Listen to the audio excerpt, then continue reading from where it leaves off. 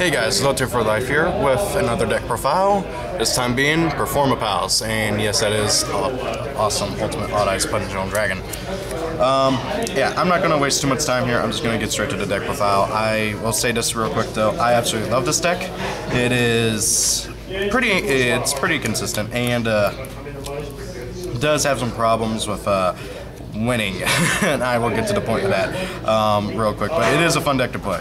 Yeah, first and foremost, triple Odd Eyes Pendulum Dragon. He's pretty much required for the deck. If you can't tell, this is playset of Ultimates, first eds. I love them.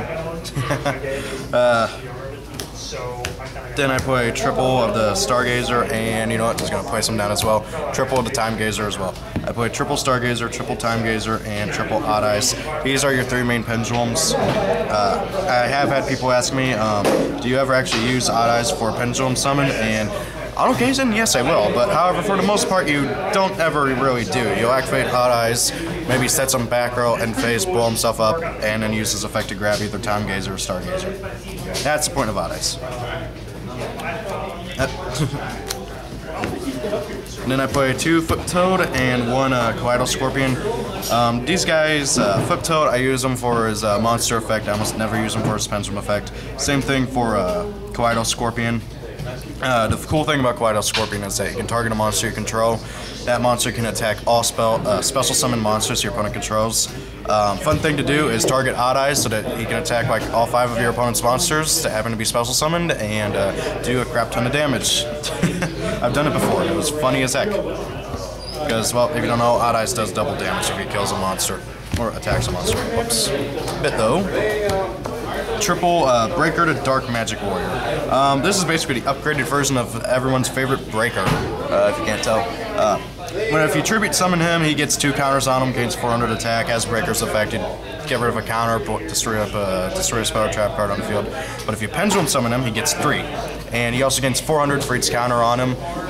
So yeah, pendulum summon him, he becomes a 2800 beat stick that can once per turn pop a spell or trap card on the field. Pretty useful. Then I play 3 Performapal Whip Snake. Whip Snake, I don't know why they keep calling him Snake, and they called him Viper in the Japanese. Whenever he's a freaking Cobra, he has a hood. But hey, whatever. He's pretty useful. Pretty much the whole point of Performapals is switch your opponent's attack and defense or increase yours. Or lower your opponent's. It's a pretty fun playstyle, that's for sure. It does require quite a bit of battling, so if you don't like battle-oriented decks, this is not for you. I play 3 Skeeter Skimmers. As soon as Silverclaw is released, I don't know when Silverclaw is going to get released, drop Skeeter Skimmer in an instant. That's all I have to say. Skeeter Skimmer, all I use him for is to go into rank 4 exceeds. He has low attack and defense. The only thing he's really good for is his effect, which is if he's targeted for an attack while he's in attack position, he can change him to defense to negate that attack. So he kind of acts as a double blocker, which is nice. But yeah, as I said, replace him with Entermate's Performapal Silverclaw as soon as Silverclaw gets released, which again, I don't know when that is. I play 3 Performapal Swordfish. Swordfish, whenever he's normal summoned, you basically all opponent's monsters lose 600 attack and defense, and then every time you special summon, your opponent's monsters lose another 600 attack and defense. Okay, this is ridiculous how many times you can use that effect in a turn. Okay, normal summon. Well, first activate pendulums, then you normal summon him. Use his effect. Then you use your pendulums. Pendulum summon a bunch. Activate the effect again. Then you exceed summon. That's another special summon. And use effect again. You can see where this goes. It gets really obnoxious to your opponent's monsters' attack and defense. Now into spells and stuff. Triple MST. As I said, this is a battle-oriented deck. You don't like trap cards that really disrupt your battle plays. Yeah. 2 Supply Squad. This deck also needs draw power big time, so I played 2 of these. I tested 3.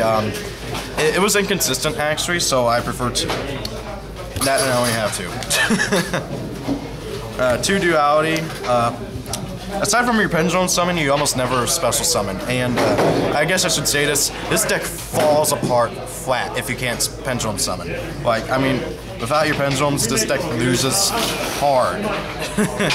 So So, yeah, if your opponent end phase MSTs your odd eyes, like it's happened to me several times, you're pretty much screwed. 1 dark hole as a dark hole. 2 Pendulum Back. Now, I've heard people call this card very, very crap and bad, but it's useful in a Pendulum deck. Basically, while you have your Pendulum zones filled up, you can target 2 monsters in your graveyard that have levels that could be Pendulum summoned and add them to your hand. So, it's a free +1. I mean, I don't see the problem with that. I get to add back any 2 monsters from my graveyard, provided their levels can be Pendulum summoned. 2 Waboku, I love this trap card. It saves me from being OTK'd. Lets me actually set up my plays a bit. 2 Fiendish Chain. It's good. Negate effects, can't attack. And then here's a bit of a weird thing. Chain Dispel. If you've heard of Chain Disappearance, this is basically the same thing except for spells and traps. I run 2 of these because I don't want my opponent MSTing my pendulums. So whenever they go and MST this, or if they go and use Artifact Ignition, I chain it.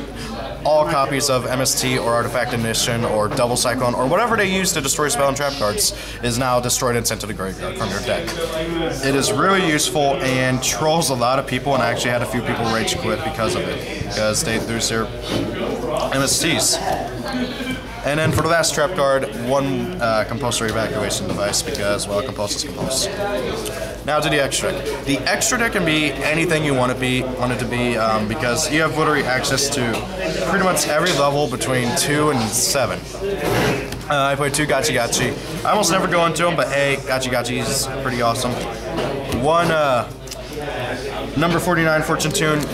I believe the only level 3 in this deck is Timegazer, and really once you get your first one out, you almost never have to worry about him getting destroyed, so hey, just in case. Oh yeah, and then I also play number 17 Leviathan Dragon. Again, just in case. Number 80 Rhapsody and Berserk, because banishing 2 cards from your opponent's graveyard for free is pretty awesome. 1 Burner Viser, because, well, getting to attack your opponent directly for pretty much nothing is pretty awesome. 1 Gagaga Cowboy, you know, just burn that last 800 off. 1 number 44 Sky Pegasus. If I ever can manage to get a blackship of corn, which I should be able to one of these days, I will replace Sky Pegasus with blackship of corn. But until then, he's a good second option. 1 Maestroke. If I ever could get a 101, I will play him instead. 1 Photon Poppy Operative, because I don't like attacking the hands. 1 number 103 Ragnar Zero, because, well, so many decks, it just screws up. 1 Crazy Box, because, hey, Skill Drain kind of kills this deck a bit. Kind of doesn't. 2 level 5s I play, rank 5s. Number 12, Crimson Shadow Armor Ninja, because, well, making him invincible to battle and card effects is pretty nice, and Focusaurus because Focusaurus. I actually could play rank 6s in here, I just thought of that. I kind of regret not putting Photon Strike Bouncer in here. And then 1 number 7 Lucky Straight, because why not? I would actually rather run Big Eye and Dracossack, but I am not rich. That's all I got to say about that. But hey, if you happen to have a Big Eye and Dracossack, go ahead and play him, because, well, those 2 are much better than 1 Lucky Straight, and I would rather not go into 1 Lucky Straight. Anyways, guys, that was the deck. I've been testing this deck for a while. I love it. It's fun. You really have to get your pendulums going if you want a window. So if you don't like that, like using pendulums, this is not the deck for you.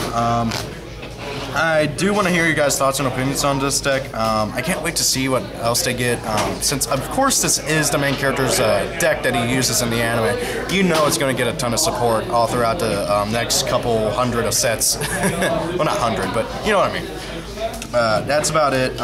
Once again, I'll say this now, I will probably do an updated deck profile like every other set, because this, as I said, this deck does get a lot of support, and this deck changes quite a bit once next Challengers gets released, and we get a Sheer Mole, and I think oh yeah, and then the trap cards. They actually, right now, as of right now in Duelist Alliance, they don't have any spell and trap support, but they do get their first 2 trap cards in next Challengers, which is pretty cool, and they're both pretty good trap cards.